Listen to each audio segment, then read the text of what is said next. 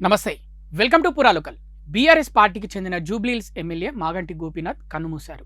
ఈ నెల 5న ఆయనకు గుండెపోటు రావడంతో కుటుంబ సభ్యులు గచ్చిబౌలిలోని ఏఐజీ ఆసుపత్రిలో చేర్పించారు.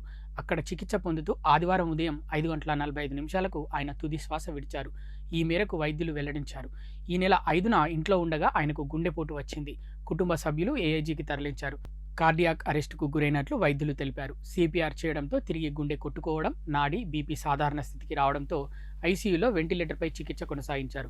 కొన్నాళ్లుగా ఆయన కిడ్నీ సమస్యలతో బాధపడుతున్నారు.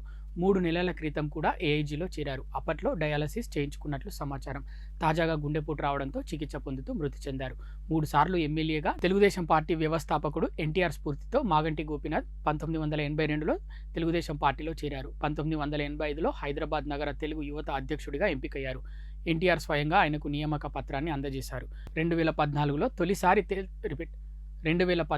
తొలిసారి తెలుగుదేశం పార్టీ నుంచి ఎమ్మెల్యేగా గెలుపొందారు. ఆ తర్వాత 2018లో బీఆర్ఎస్లో చేరారు. ఆ ఏడాది జరిగిన ఎన్నికల్లోనూ విజయం సాధించారు.